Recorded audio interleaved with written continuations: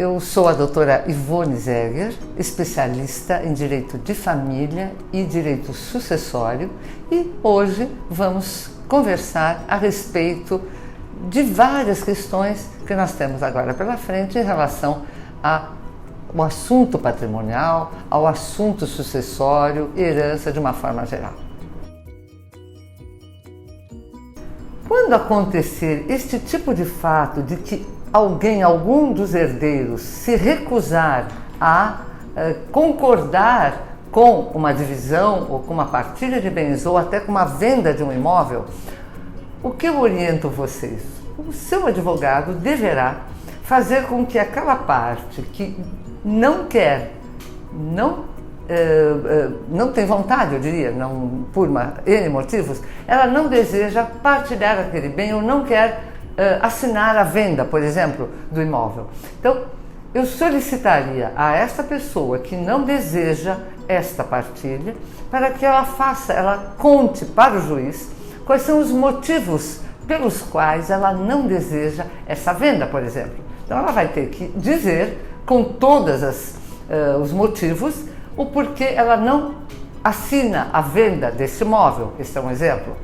Com essa informação, eu levo isso ao juiz para que ele analise e veja se realmente esta justificativa ela é clara, ela tem razão de ser.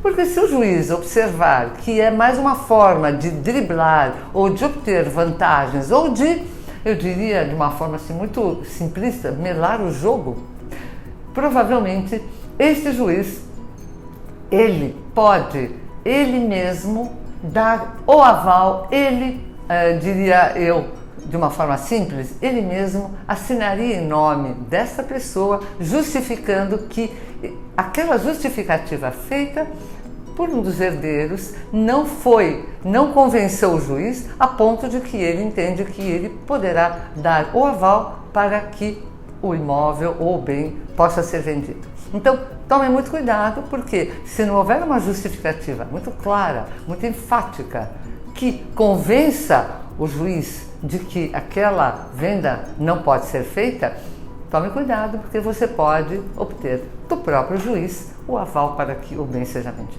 Muito bem, o instituto da renúncia é alguma coisa que sim, que pode acontecer. Veja só, você que diz ser herdeiro de um bem, de um terreno, e poderia ser já uma casa, poderia ser enfim, o que fosse, e você não deseja ter aquele bem, ou porque você realmente não quer aquele bem, mas você não pode trocar por outro, ou porque você deseja renunciar em favor de outra pessoa que também tem direito. Isso acontece muito, por exemplo, um filho que renuncia em favor da mãe ou em favor do pai, isso também pode acontecer, mas o que eu queria lhe dizer é importantíssimo. Se você deseja renunciar, saiba que você fará isso dentro do processo do inventário e a sua renúncia servirá para todos os bens a que você viria a ter direito neste processo. Portanto, se você renunciar por conta de um bem que não lhe agrada ou que você não deseja, saiba que você renunciando não será somente aquele patrimônio, será a tudo aquilo que você teria direito. Esse é mais um dos problemas que nós enfrentamos na área do direito sucessório. O que acontece? Muitas vezes as pessoas têm uma propriedade, têm um contrato de compra e venda, muitas vezes uma boa parte delas não tem a escritura desse imóvel e muito menos esse imóvel que também não tem escritura, também não foi feito o registro no registro de imóveis. Portanto, você provavelmente pode ter um documento que seria um documento que prova que houve uma compra e venda. Se isso acontecer, então qual seria a minha orientação? Se você tem outros imóveis ou se a sua mãe falecida deixou outros bens e seria este somente que você não tem documentação, eu oriento você primeiro a procurar alguém para que você possa solicitar aqueles que devem outorgar a escritura definitiva que façam isso. Você vai ter que provar com o contrato de compra e venda, você terá de provar que o pagamento daquele bem foi realizado através de recibos, através de notas que informem que o pagamento foi feito, através de cheques, enfim, do que você tiver, e isto fará com que você possa obrigar aquele que vendeu a outorgar a escritura definitiva. Se você não conseguir fazer isso, existe uma outra possibilidade que seria, a depender do tempo que o imóvel está com vocês, você pode tentar fazer um uso capião. Também você deverá solicitar a presença de um advogado para que lhe auxilie, no sentido de você obter todas as necessidades de documentos para que você possa fazer um processo de uso capião. Essas são as formas, pelo menos de uma forma genérica, evidentemente eu não sei o caso concreto, mas a rigor é assim que você faz. Não tem outra forma. Se este bem não estiver em nome da sua mãe, numa escritura e no competente registro de imóveis, este imóvel não é seu. Então tome cuidado, sempre quando você tiver um contrato de compra e venda, não perca tempo, não demore, vá e peça a escritura definitiva a quem vendeu o bem para que você possa registrá-lo e fique tudo em ordem. É uma situação bastante complicada. Por quê? Como você não detém a paternidade na sua certidão de nascimento, com o falecimento deste seu pai, que não lhe reconheceu na certidão, a rigor, você não é filho dele. Então nós temos alguns caminhos. Você conta que a família sabe que você é filho, a família reconhece você como filho deste pai. Evidentemente, isso poderia auxiliá-lo numa abertura da sucessão desta pessoa que faleceu. Se esta família comprovadamente atestar que você realmente é filho deste pai, e isso for levado ao juiz, provavelmente ele pode aceitar, mesmo porque não há divergência na família que é detentora dos direitos hereditários. Isso iria facilitar muito a sua vida. Mas suponhamos que haja por parte de um ou de outro alguma negativa, alguém negue ou alguém não queira realmente afirmar que você é filho desta pessoa que faleceu. Então, o que eu diria para você, e que de toda forma seria alguma coisa que eu faria, até para obter a certeza que você é realmente filho desta pessoa, eu faria um pedido de exame de reconhecimento de paternidade através até de filhos deste suposto pai seu, uma vez que ele acaba de falecer. Então os filhos dele poderiam outorgar material genético para que você pudesse fazer o exame de DNA para obter o reconhecimento da paternidade, e dessa forma, sem nenhuma dúvida, você integraria o polo passivo, nós diríamos isso em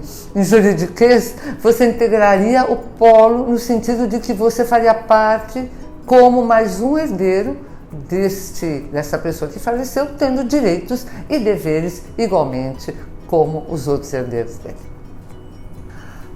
Eu teria que dizer a você, num primeiro momento, que os seus filhos não poderão se tornar herdeiros necessários dos seus sogros. Por quê? Porque, mesmo sendo considerados afetivamente como filhos dessas pessoas, eles evidentemente não teriam direito, porque não há, por parte eu diria para você, geneticamente falando, eles não são filhos, eles são parentes afins. E parentes afins, como você é parente afim, sogros são parentes afins, genros, noras, enteados, cunhado, cunhada. Esses são parentes afins e, portanto, essas pessoas não têm direito à herança daquela pessoa que faleceu. No caso desses seus filhos, que são considerados como filhos pelos seus sogros, mas isso não lhes dará direito. Entretanto, você tem uma forma muito interessante, muito inteligente de fazer. Se os seus sogros realmente eles não têm herdeiros necessários, portanto, eles não devem ter filhos, não devem ter netos naturais dos filhos, também pais vivos, enfim, não tendo herdeiros necessários, eles podem fazer um testamento.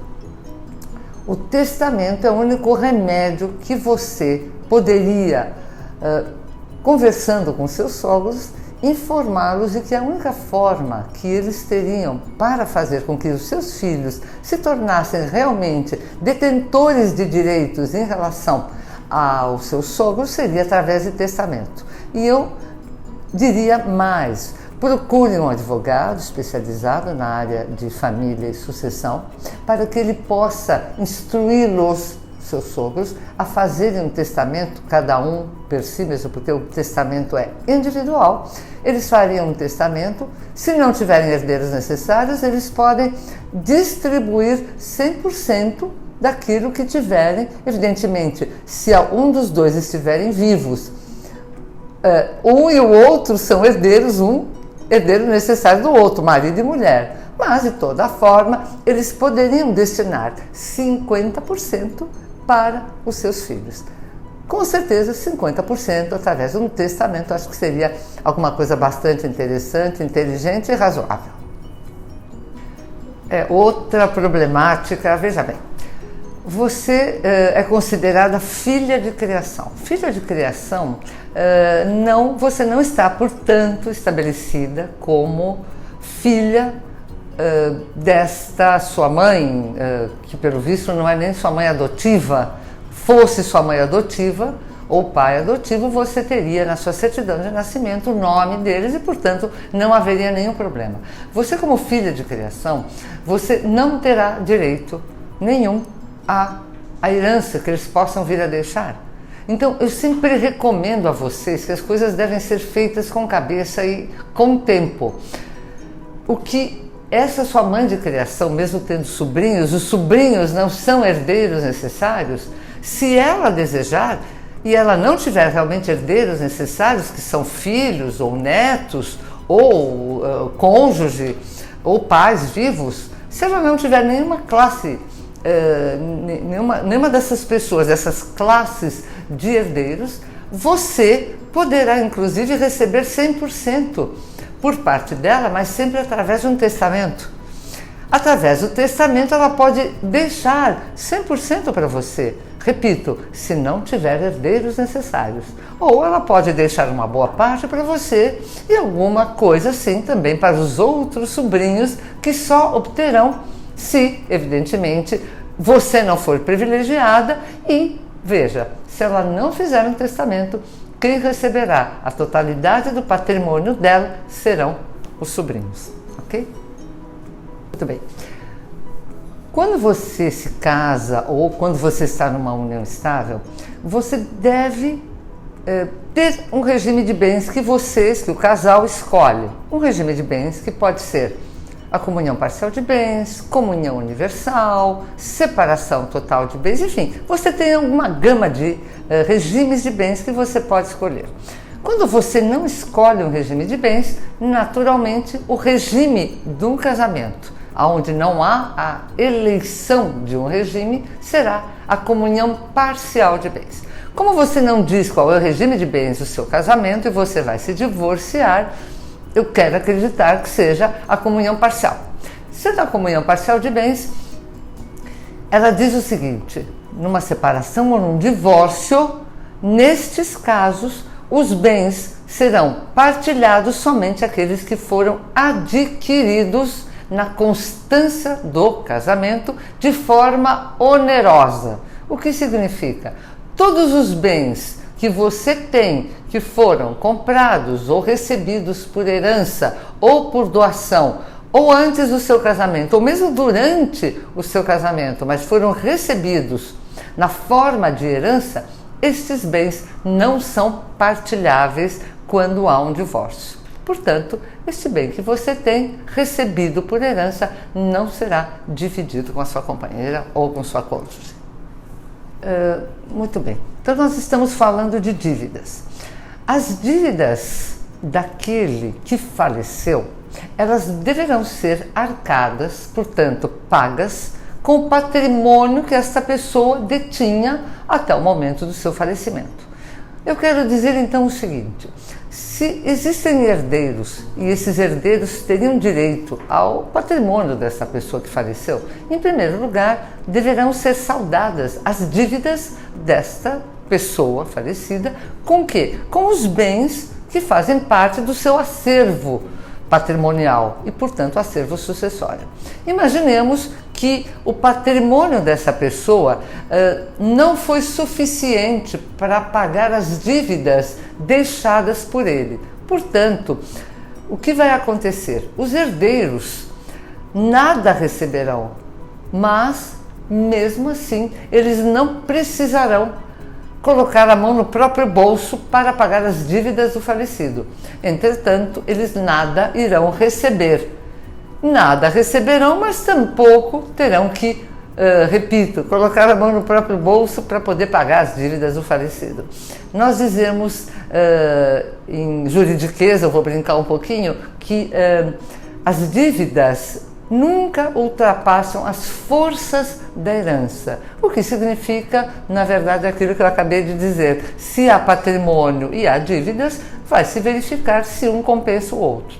As dívidas foram maiores, lamenta-se, mas a dívida ela não pode integrar ou ela não pode cobrar além daquilo que aquele que faleceu deixou como patrimônio.